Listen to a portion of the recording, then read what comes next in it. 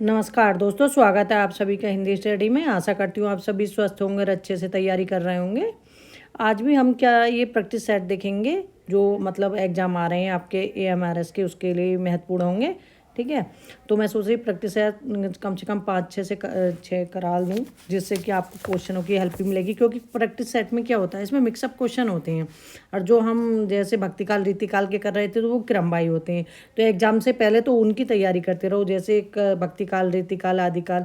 और जितना मतलब एग्ज़ाम का समय आता है उस टाइम जितनी प्रैक्टिस सेट करोगे ना उतना अच्छा रहेगा। कोई भी मतलब कहीं से भी एग्ज़ाम पेपर मिल जाए, क्वेश्चन पेपर, तो जो प्रैक्टिस ऐसे वाले क्वेश्चन करो जिसमें मतलब तुम्हारे व्याकरण, हिंदी मतलब काफ़ी साथ सभी मतलब धीरे धीरे सभी चीज़ें उसमें कंप्लीट हों। ठीक है, इस तरह से अपना तैयारी करो। कभी भी नहीं घबराना, कभी नहीं हिम्मत हारना। मैदान में जाने से पहले हिम्मत नहीं हारना कि हम कैसे करेंगे, ओहो इतने लाख फार्म भरे गए हैं, ऐसा कुछ नहीं। लाख फार्म कितने ही भरे जाएं, लेकिन पढ़ने वाले बहुत कम होते हैं, इसलिए अपनी मेहनत करते रहो। ठीक है, आपको एक सीट चाहिए और इतना विश्वास रखो, एक ना एक दिन मेहनत करोगे तो सफलता ज़रूर मिलेगी। ठीक है, वो कहते नहीं कि क्या कहते हैं कि मतलब एक एक दिन तो मिलती है सफलता, मतलब मेहनत करने से। ऐसा नहीं कि तुम कहते रहो कि आज नहीं मिल रही, आज नहीं मिल रही, तो ऐसे नहीं, तो एक ना एक दिन तो ज़रूर मिलेगी। ठीक है, तो इसलिए मेहनत करते रहो, अपना निस्वार्थ ओके एकदम से भगवान पे विश्वास करो कि भगवान बस डेली भगवान। अरे हाँ, एक बात ज़रूर कहूँगी कि डेली भगवान का आशीर्वाद ज़रूर लेना। उठ के पूजा करके भगवान से ये ज़रूर कहना है कि जितनी मैं मेहनत करूँ भगवान मुझे उसका फल ज़रूर देना। ठीक है, ऐसा नहीं नहीं मिलता, ज़रूर देते हैं भगवान, सबकी सुनते हैं। स्टार्ट करते हैं अपनी क्लास। और आप मेरे चैनल पर पहली बार आए तो चैनल को सब्सक्राइब कर लेना, बेल आइकन को क्लिक कर लेना, जिससे आने वाली वीडियो को नोटिफिकेशन आपको मिल सके। निम्नलिखित कवियों में से किसी राग और राग का कवि कहा जाता है? तो राग और राग का कवि किसे कहा जाता है? तो इसमें ऑप्शन हमारा कौन सा सही होगा? तो इसमें ऑप्शन हमारा होगा दिनकर सही। राग और राग के कवि कौन है? दिनकर हैं। और दिनकर जी को राग राग का कवि भी कहा जाता है। और इनको एक कौन सा कवि कहा जाता है? इनको एक कहते हैं वे दिनकर को समय सूर्य का, हाँ समय सूर्य, दिनकर के लिए समय सूर्य भी कहा जाता है। ठीक है, और महादेवी वर्मा आधुनिक युग की मीरा, और निराला को ओ जो दात्य के कवि निराला कहे जाते हैं। अमन का राग किसकी काव्य कृति है? तो अमन का राग किसकी काव्य कृति है? तो इसमें ऑप्शन हमारा कौन सा सही होगा? बी सही होगा, शमशेर बहादुर सिंह का अमन का राग। और ये कैसे कवि हैं? प्रयोगवादी कवि हैं शमशेर बहादुर सिंह। प्रयोगवाद के सारे कवि अच्छे से देख लेना।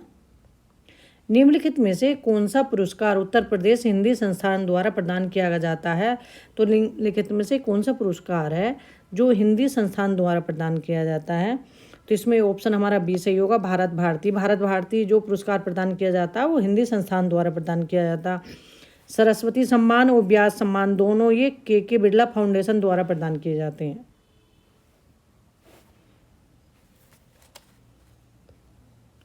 इन्हीं हथियारों से तथा कितने पाकिस्तान उपन्यास के रचनाकारों का सही युग्म है? तो इन्हीं हथियारों से किसकी रचना है और कितने पाकिस्तान किसका उपन्यास है, मतलब ये दोनों किसके हैं, तो ये हमें बताना है इसमें से। तो इसमें ऑप्शन हमारा कौन सा सही होगा? इन्हीं हथियारों से तो अमरकांत है, और कितने पाकिस्तान कमलेश्वर की रचना है। ठीक है, और इन दोनों को क्या साहित्य अकादमी पुरस्कार मिला है, इन दोनों रचनाओं को।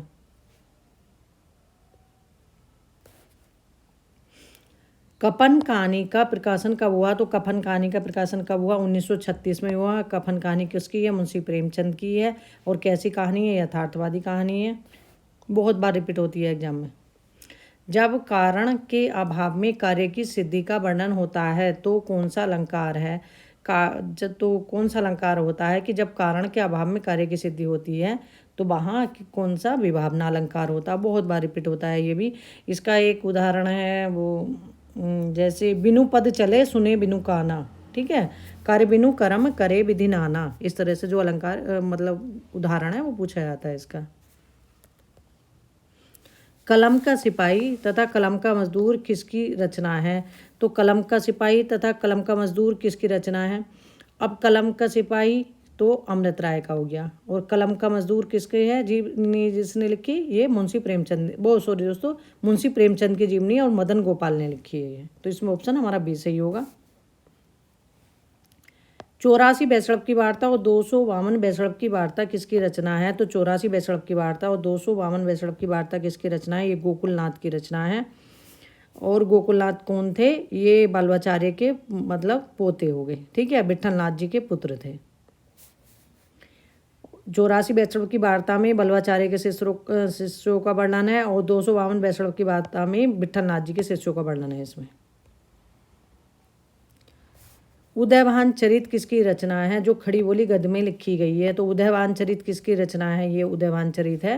तो ये इंसानला खां की रचना है। और ये किसका नाम है? दूसरा रानी केतकी की कहानी का नाम है, रानी केतकी, रानी केतकी की कहानी, ठीक है। तो उसका नाम है उदयभान चरित, दूसरा नाम।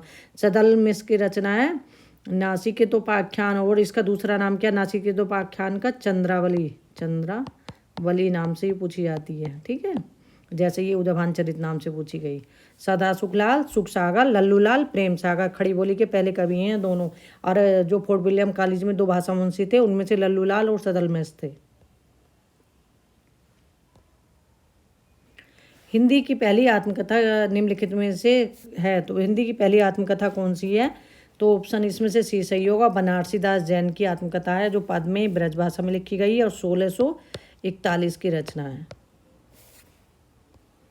केवल 6 निबंध लिखकर निम्नलिखित में से किस लेखक ने हिंदी जगत में ख्याति अर्जित की? तो ऐसे कौन से लेखक हैं केवल जिन्होंने 6 निबंध लिख के हिंदी में ख्याति अर्जित की? वो है पूर्ण सिंह, ठीक है, सरदार पूर्ण सिंह इनका नाम है पूरा,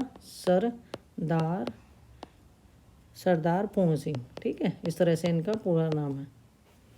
और इन्होंने 6 निबंध लिखे थे। और 6 निबंध भी इनके अगर पूछे 6 निबंध कौन से हैं, जैसे आचरण की सभ्यता है, और वीरता है, मजदूरी और प्रेम है, और अमेरिका का मस्त जोगी वाल्ट व्हिटमैन, ये ऐसी, ठीक है, इस तरह से इनके 6 निबंध हैं ये जो हैं। और किस युग के? द्विवेदी युग के हैं। निम्नलिखित में से एक कृति एक प्रसिद्ध साहित्यकार के जीवन पर आधारित उपन्यासात्मक जीवनी है। अब पहली बात तो ये कि देखो, ये अगर पूछा जाए तो ये कैसी जीवनी है? तो उपन्यासात्मक जीवनी है, आवारा मसीहा। और किसकी जीवनी है? शरद चंद्र की जीवनी है। किसने लिखी? विष्णु प्रभाकर ने लिखी है। और कब की जीवनी है? अगर सन पूछे तो 1974 का सन है इसका, ठीक है। और कितने वर्ष लगे लिखने में? 14 वर्ष इसको लिखने। और कितने भागों में है? 3 भागों में, दशहरा, दिशा की खोज और दिशांत। कैलाश वाजपेयी की साहित्यिक अकादमी पुरस्कार से सम्मानित काव्य कृति है। तो कैलाश वाजपेयी की कौन सी रचना है जो साहित्य अकादमी से पुरस्कृत है? तो वो है ऑप्शन हमारा सी सही होगा इसमें, हवा में हस्ताक्षर।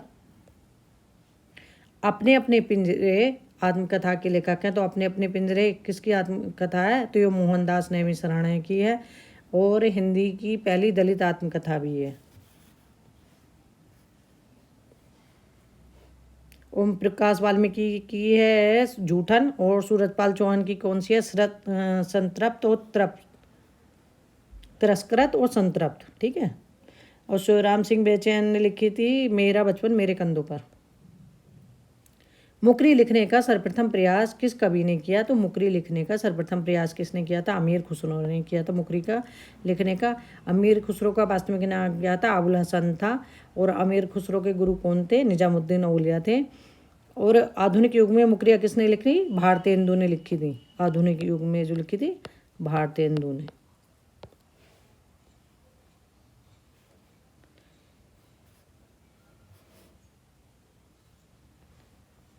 हिंदी साहित्य को कितने कालखंडों में विभक्त किया गया है? तो हिंदी के जो साहित्य को कितने कालखंडों में विभक्त किया गया है? 4 कालखंडों में विभक्त किया गया है।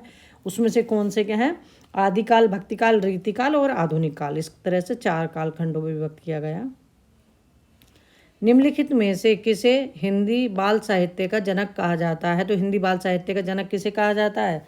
तो वो रामनरेश त्रिपाठी जी को कहा जाता है।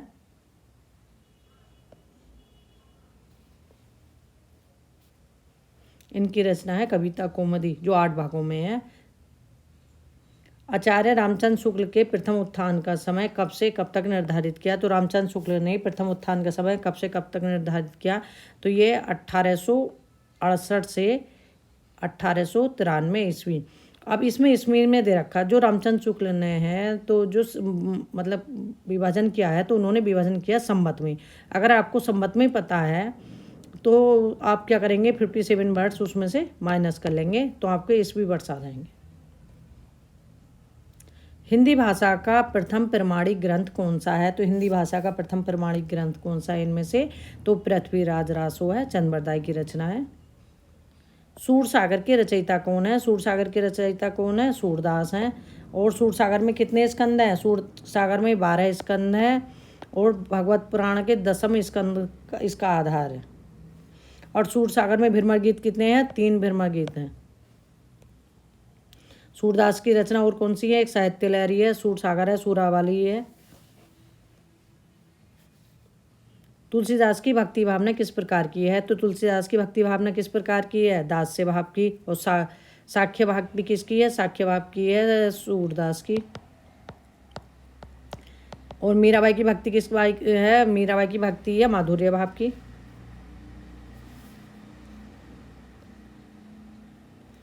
तुलसीदास द्वारा रचित रामचरितमानस में कांड है? तो तुलसीदास द्वारा रचित रामचरितमानस में कितने कांड हैं? 7 कांड हैं।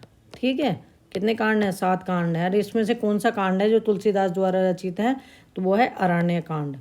अब इसमें 7 कांड का क्रम भी पूछ लेते हैं, जैसे बालकांड, अयोध्या कांड, अरण्य कांड, किष्किंधा कांड, सुंदर कांड, लंका कांड और उत्तराकांड। तो इस तरह से ही पूछ लेते हैं। सुंदर कांड कितने नंबर पर है? 5 नंबर पर है। ठीक है।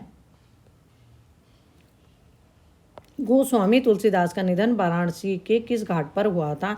तो गोस्वामी जी का निधन तुलसीदास मतलब गोस्वामी तुलसीदास जी कल के पेपर में आया था, देखो शायद जो बिहार वाला पेपर हुआ उसमें दे रखा था, तो गोस्वामी किसके नाम के आगे लगाया जाता। ठीक है, तो तुलसीदास जी के आगे। तो इस तरह से जैसे इन चीज़ों को भी ध्यान कर लेते हैं कि गोस्वामी तुलसीदास बोलते हैं जैसे, तो इनका मतलब निधन कहाँ हुआ था? तो 80 घाट हुआ था। इनके बारे में एक उक्ति भी है, वो है संवत 1680 80 गंग के तीर सावत शुक्ला सप्तरी तुलसी तजियो शरीर। इस तरह से। ठीक है। और तुलसीदास के बचपन का नाम क्या था? राम भोला था। राम भोला। इनके बचपन का नाम क्या था? राम भोला था। और माता का नाम क्या था? माता का नाम हुलसीता और पिता का नाम क्या था? आत्माराम दुबे। सूफी संतों की शैली कैसी है? तो सूफी संतों की शैली कैसी है? तो ये मसनवी शैली है, सूफी संतों की शैली जो है। ठीक है, मसनवी शैली वैसे तो फारसी की शैली कौन सी है? मसनवी शैली है, फारसी भाषा की शैली है, फारसी की शैली है मसनवी। और इसमें क्या है मसनवी शैली में? पहले तो जैसे अपने जो पैगंबर को याद करते हैं, फिर उनके जो पैगंबर के मतलब साथ के हैं पैगंबर के, या तो जैसे क्या कहना चाहिए, पैगंबर के मतलब जो मतलब उनके साथ में थे, साथ उनको याद करते हैं। पैगंबर के बाद फिर साहिब भक्त जो मतलब बादशाह होते हैं उनको, इस तरह से मतलब उनका याद करने के बाद तब लिखते हैं। कौन सी रचना तुलसीदास जी की नहीं है? तो इसमें से कौन सी रचना है तुलसीदास जी की नहीं है? तो इसमें दोहावली, गीतावली, रामचरितमानस, ये किसकी है? तुलसीदास जी की रचना है। और यामा महादेवी वर्मा की है, महादेवी की। भक्तमाल के रचनाकार हैं? तो भक्तमाल किसकी रचना है? ये नावादास की रचना है भक्तमाल। और एक है नव भक्तमाल, नव भक्तमाल। और नव भक्तमाल किसकी है? ये राधा चरण गोस्वामी की है, राधा चरण गोस्वामी की है। और एक भक्तमाल किसने लिखी है? राघोदास ने। भक्तमाल राघोदास ने भी लिखी है, राघोदास। अगर ऑप्शन में नावादास ना हो, राघोदास है, तो आप इस पर टिक लगा सकते हैं कि भक्तमाल के राघोदास ने भी लिखी है। आगे देखते हैं। मैथिली शरण गुप्त की यशोधरा। तो मैथिली शरण गुप्त की रचना कौन सी है? यशोधरा है। और यशोधरा किसकी मतलब कैसा काव्य है? तो यशोधरा जो है चंपू काव्य है। चंपू काव्य कौन से होते हैं? गद्य पद मिश्रित रचना को क्या कहते हैं? चंपू काव्य कहते हैं। और इसमें मतलब जो वर्णन दिया गया है, तो इसमें है गौतम बुद्ध के मतलब गृह त्याग का वर्णन इसमें दिया गया है। और उनकी पत्नी है यशोधरा। इसकी पंक्ति बहुत पूछी जाती है, वो अबला जीवन हाय तुम्हारी। ठीक है, आंचल में है दूध और आंखों में पानी। भारत भारती के रचनाकार हैं? तो भारत भारती के रचनाकार कौन है? मैथिली शरण गुप्त हैं, जो भारत भारती, और 1912 की रचना है। ये कब की है? 1912 की रचना है। और महात्मा गांधी ने इस रचना के लिए राष्ट्रीय कवि की उपाधि दी थी भारत भारती के लिए। और भारत भारती रचना इनकी ना अंग्रेजों द्वारा जब्त भी कर ली गई थी। प्रकृति का सुकुमार कवि किसे कहा जाता है? तो प्रकृति का सुकुमार कवि किसे कहा जाता है? सुमित्रानंदन पंत जी को कहा जाता है प्रकृति के सुकुमार कवि। क्योंकि इनका जन्म जो है वो अल्मोड़ा के पास अल्मोड़ा का है। ठीक है। जूही की कली कविता के कवि हैं, तो जूही की कली कविता के कवि कौन है? निराला हैं। और मुक्त छंद की रचना है जूही की कली। और जूही की कली ये 1916 की रचना है। कब की है? 1916 की रचना है। और मुक्त छंद के प्रणेता कौन है? वो है निराला। कनुप्रिया के रचनाकार कौन है? तो कनुप्रिया किसकी रचना है? ये धर्मवीर भारती की रचना है। कनुप्रिया और सात गीत वर्ष और अंधायुग, देशांतर, ठंडा लौआ सब किसकी रचना है? धर्मवीर भारती की रचना। वीरों का कैसा हो बसंत कविता किसने लिखी? तो वीरों का कैसा हो बसंत कविता किसने लिखी? अब देखो, सुमित्रा कुमारी चौहान, सुभद्रा कुमारी चौहान। अगर एग्जाम में थोड़ा सा जल्दी हो तो एकदम टिक इधर कर दो, तो थोड़ा एकदम गायब हो। ठीक है। तो एग्जाम में इसलिए ऑप्शन भी अच्छे से देखने होते हैं। तो ये किसकी कविता है? ये है सुभद्रा कुमारी चौहान की रचना है। अरे एक इनकी है झांसी की रानी। सुभद्रा कुमारी चौहान का जन्म कहाँ हुआ था? इनका जन्म हुआ था निहालपुर में। और इनका है एक मुकुल है, त्रिधारा है, ये जो काव्य संग्रह भी पूछे आते हैं इनके। वह तोड़ती पत्थर, वह तोड़ती पत्थर देखा मैंने उसे इलाहाबाद के पथ पर। उपरोक्त पंक्तियाँ किसकी हैं? तो मैं तोड़ती पत्थर देखा मैंने उसे इलाहाबाद के पथ पर, ये पंक्तियाँ किसकी हैं? तो ये पंक्तियाँ हैं निराला जी की पंक्तियाँ हैं। हिंदी साहित्य और संवेदना का विकास किसकी करती है? तो हिंदी साहित्य और संवेदना का विकास किसकी करती है? इसमें ऑप्शन में रामस्वरूप चतुर्वेदी नहीं है, तो ऑप्शन डी सही होगा। रामस्वरूप चतुर्वेदी की रचना है। किसकी है? रामस्वरूप चतुर्वेदी की रचना है।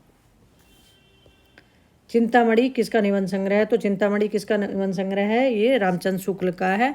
और ये कितने भागों में है? 4 भागों में। पहला किस नाम से प्रकाशित हुआ था? तो ये पहले विचार विथि नाम से प्रकाशित हुआ था। विचार विथि। ठीक है। हिंदी में रिपोर्तार्थ विधा का जनक किसे कहा जाता है? तो हिंदी में रिपोर्तार्थ विधा का जनक कौन है? तो वो है शिवदान सिंह चौहान। हिंदी का पहला रिपोर्तार्थ कौन सा है? लक्ष्मीपुरा। ठीक है। और अगर पूछा जाए कि रिपोर्तार्थ विधा का प्रारंभ कब से होता है, तो रिपोर्तार्थ विधा का प्रारंभ होता है द्वितीय विश्व युद्ध से। रिपोर्तार्थ किस भाषा का शब्द है? ये भी देख लेना। फ्रांसीसी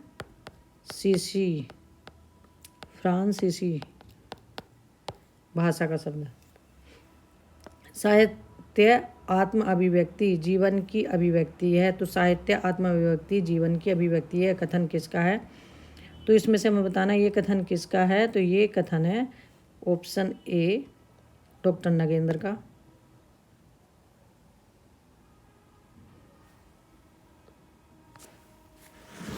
प्रेमचंद ने कहा है इसमें, प्रेमचंद अगर इसी तरह से प्रेमचंद की भी एक परिभाषा है, तो प्रेमचंद ने लिखा है प्रेमचंद साहित्य को जीवन की आलोचना माना है। मतलब प्रेमचंद ने क्या माना है? साहित्य को जीवन की आलोचना। मर्यादा और टुडे के संपादक थे। तो मर्यादा और टुडे जो पत्रिका है इसके संपादक कौन थे? तो इसके संपादक कौन थे? ऑप्शन हमारा डी सही होगा। इसमें डॉक्टर संपूर्णानंद थे।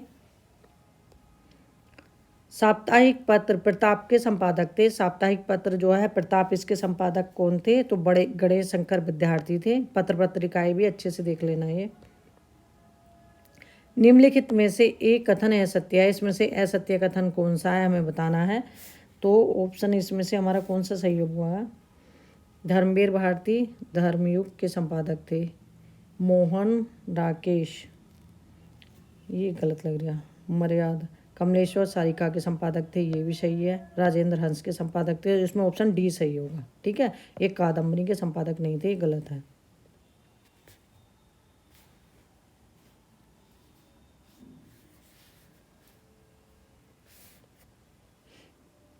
आगे देखते हैं। कादम्बरी के संपादक इसमें, हाँ ये सही है, कादम्बरी के संपादक नहीं थे। मतवाला पत्रिका के स्थायी स्तंभ चाबुक में निराला जी अपनी रचना किस नाम से लिखते थे? तो निराला जी जो मतवाला पत्रिका में अपनी कविता लिखते थे, किस रचना लिखते थे, किस नाम से लिखते थे? तो वो लिखते थे गरगज सिंह नाम से। किस नाम से? गरगज सिंह नाम से। और मतवाला पत्र के जो स्थायी स्तंभ उस मतलब एक लिखे हुए थे, तो वह कौन से थे? एक तो है चूड़ा खाने की गप, एक है गलती चक्की, एक है मतवाले का चाबुक। इस तरह से मतलब उसमें लिखे रहते थे, जो इनका एक फ्रंट पेज आता था उसमें ये लिखे हुए होते जो मतवाला पत्र था।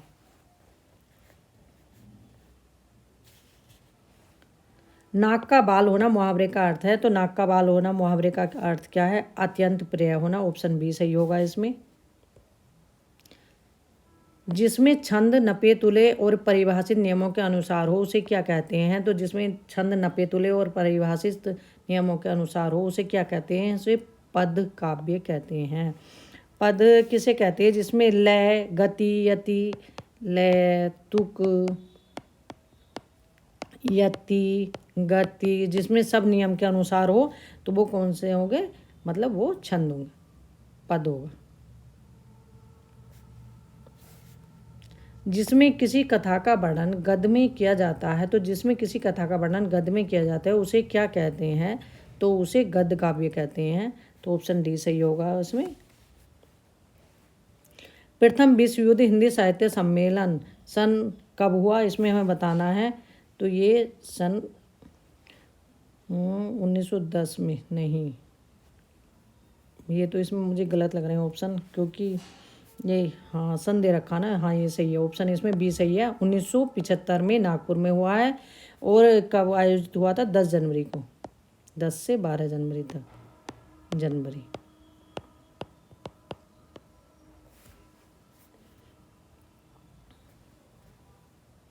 और 21वां विश्व हिंदी सम्मेलन का हुआ? मॉरिशस में हुआ था। 21वां नहीं, सॉरी दोस्तों, 12वां विश्व सम्मेलन। भयेल गयेल आदि किस बोली की मतलब प्रक्रियाएं हैं? तो भयेल गयेल आदि किस बोली की किस तरह की प्रक्रियाएं हैं? तो ये भयेल गयेल जो हैं, तो ये ऑप्शन ए सही होगा इनमें, भोजपुरी भूतकालिक के। और ला में क्या होता है? ला में वो सॉरी दोस्तों, अवधि में, अवधि जो भाषा है उसमें ला के स्थान पर ना का प्रयोग होता है। निम्नलिखित में से कौन सी बोली उत्तर प्रदेश में बोली जाती है? तो कौन सी बोली है जो उत्तर प्रदेश में बोली जाती है? तो इसमें ऑप्शन डी सही होगा, जो उत्तर प्रदेश में बोली जाती है। हड़ौती और बांगरू, बांगरू हरियाणवी, हरियाणवी बांगरू, ठीक है। और ब्रजबुली बंगला, पुरानी बंगला, पुरानी बंगला का नाम क्या है? ब्रजबुली, ठीक है। हड़ौती ये जयपुर की, राजस्थान की है। राजभाषा आयोग के प्रथम अध्यक्ष कौन थे? तो राजभाषा आयोग के प्रथम अध्यक्ष कौन थे? बाल गंगाधर खेर थे। राजभाषा आयोग की स्थापना कब हुई थी? 7 जून 1955 को, 7 जून 1955 को हुई थी, ठीक है। और इसमें अगर पूछे अनुच्छेद के कितने के अनुसार, तो अनुच्छेद 344 के अंतर्गत आता है राजभाषा आयोग का गठन। टकसाली भाषा कहते हैं, तो टकसाली भाषा किसे कहते हैं? परिनिष्ठित भाषा को टकसाली भाषा कहते हैं। कौन हिंदी की उपभाषा नहीं है? तो इसमें से हिंदी की उपभाषा कौन सी नहीं है? मराठी हिंदी की उपभाषा नहीं है। कौन सी है जो है? हिंदी की उपभाषाएं कितनी होती हैं? पहले तो 5 होती हैं, और बोली कितनी होती हैं? 18 होती हैं। ऑप्शन में कई बार 17 भी आ जाते हैं, जो भी हो ऑप्शन में उस पर टिक कर देना, ठीक है। लेकिन बोली 18 ही होती हैं। इसमें कौन कौन सी हैं उपभाषाओं में? पूर्वी हिंदी, राजस्थानी, पहाड़ी, बिहारी, ठीक है, इस तरह से, और पश्चिमी हिंदी। हिंदी को विकास प्रदान करने वाली भाषा कौन सी है? तो हिंदी को विकास प्रदान, क्वेश्चन को हमेशा अच्छे से पढ़ना। पता चला संस्कृत में निशान लगा दो, ठीक है, तो इस पर टिक नहीं लगाना। इसलिए हिंदी के विकास जो प्रदान करा किसने किया? अपभ्रंश से प्रदान किया। और संस्कृत क्या है? हिंदी के आदि जननी कौन सी है? संस्कृत है। अपभ्रंश का समय पूछ लें तो कब से है? 500 ईसा से 1000 ईसा, इनका समय भी पूछा जाता सारे काल उसका। उत्तर प्रदेश सरकार द्वारा 1947 में गठित देवनागरी लिपि सुधार समिति के अध्यक्ष थे। तो देवनागरी लिपि सुधार समिति के अध्यक्ष कौन थे? आचार्य नरेंद्र देव थे।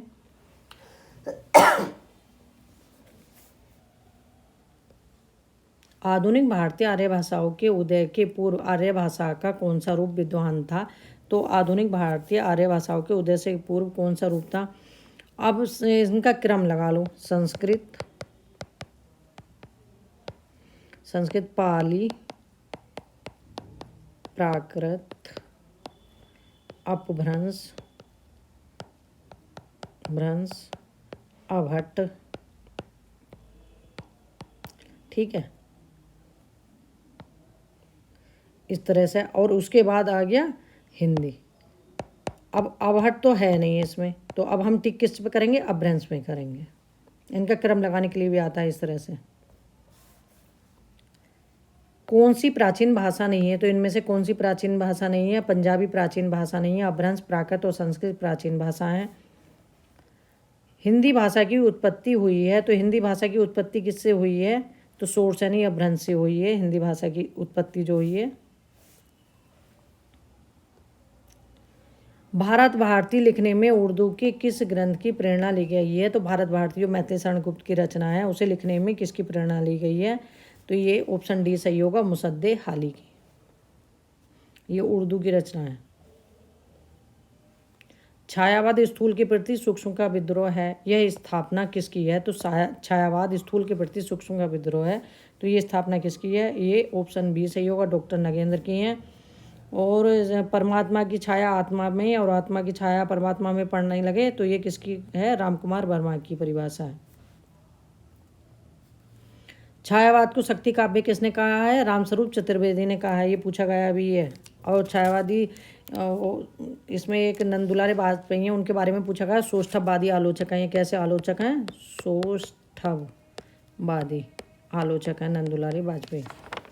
आगे देखते हैं। किस शब्द की वर्तनी शुद्ध है? इसमें से शुद्ध बताना, कौन सी वर्तनी हमारी शुद्ध है? तो ऑप्शन इसमें आधीन गलत है। आधीन कैसे लिखा जाएगा? अधीन लिखा जाएगा।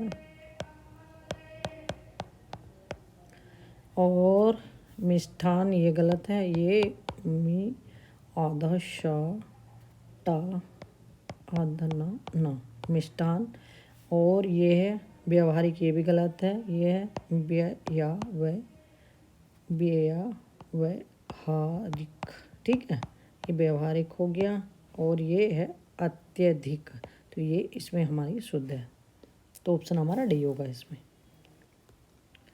शुद्ध वर्तनी वाले शब्द का चयन कीजिए, तो शुद्ध वर्तनी वाला शब्द इसमें से कौन सा है? तो ऑप्शन इसमें वैसे हमारा ए सही है, अंत्याक्षरी। ठीक है, ये सही है। पूजनीय में क्या होगा? पूजनीय, पूजनीय की जगह पूज्य भी आ जाता है। ठीक है, दोनों में से कोई भी आए, पूजनीय पूज्य। और ये है तदुपरांत, तो तदुपरांत का क्या सही होगा? ये होगा तदुपरांत। और कवियत्री ये भी गलत है, कवियत्री भी बहुत बार एग्जाम में पूछा जाता है, अच्छे से देख लेना इसे। कवि ये त्री, ये सही होगा। आगे देखते हैं। मोहन एक परिश्रमी और ईमानदार बालक है, तो व्यक्तिवाचक संज्ञा बताना है इसमें से। ठीक है, तो व्यक्तिवाचक संज्ञा इसमें से कौन सी है? तो मोहन एक परिश्रमी और ईमानदार बालक है, तो इसमें मोहन, परिश्रम, बालक और ईमानदार 4 ऑप्शन दे रखे हैं। तो व्यक्तिवाचक संज्ञा कौन सी है? तो इसमें मोहन है। व्यक्तिवाचक संज्ञा क्या होती है? मतलब किसी एक शब्द या वस्तु का मतलब बोध कराया जाता है उसमें, तो वो व्यक्तिवाचक संज्ञा होती है। ठीक है,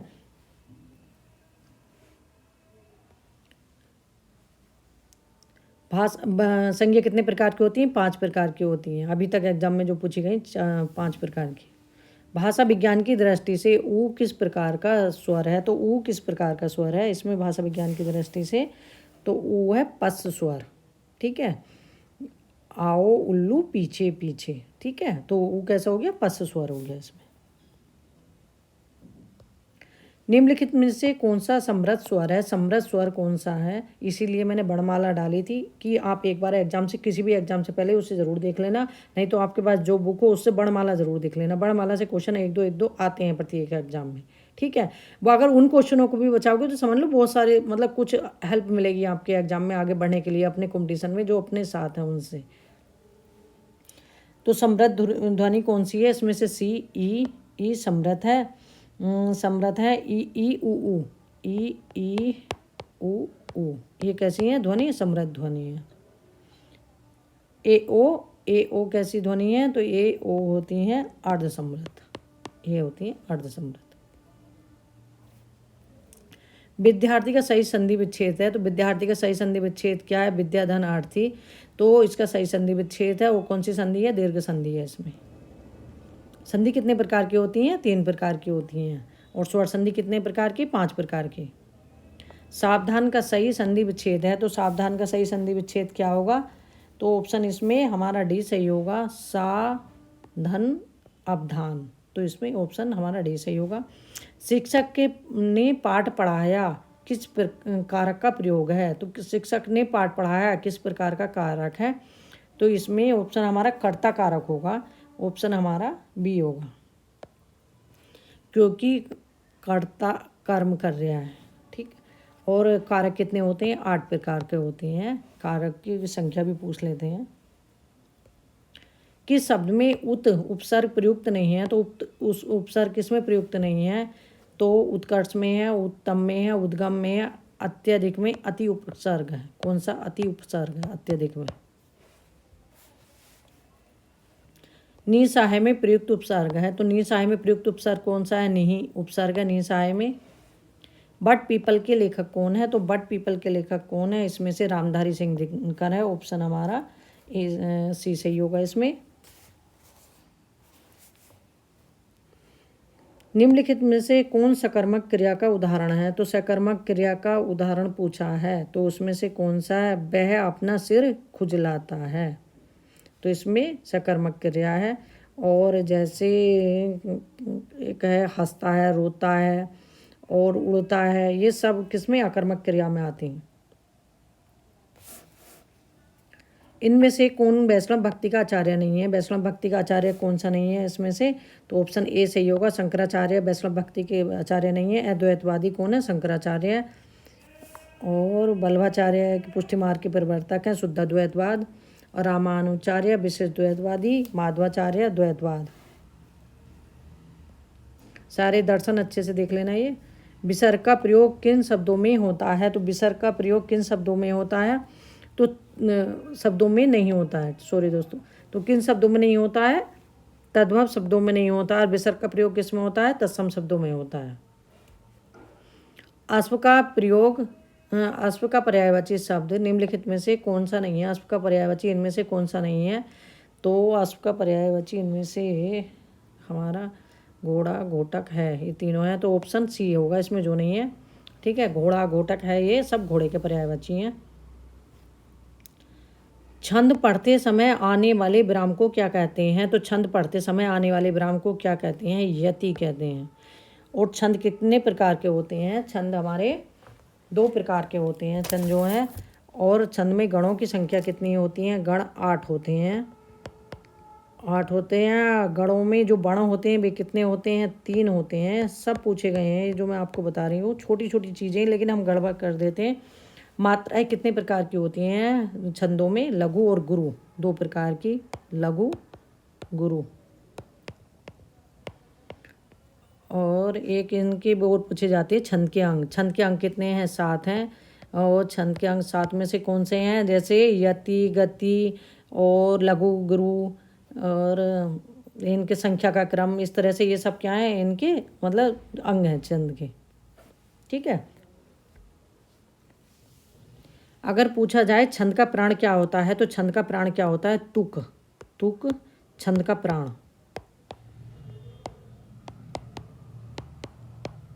ठीक है, ये आज के अपने क्वेश्चन कंप्लीट हो गए। जो अपने क्वेश्चन थे प्रैक्टिस सेट के, इसी क्रम में आगे के अपने क्वेश्चन भी कराऊंगी, जो अपना प्रैक्टिस सेट 1-2 और भी कराऊंगी अभी।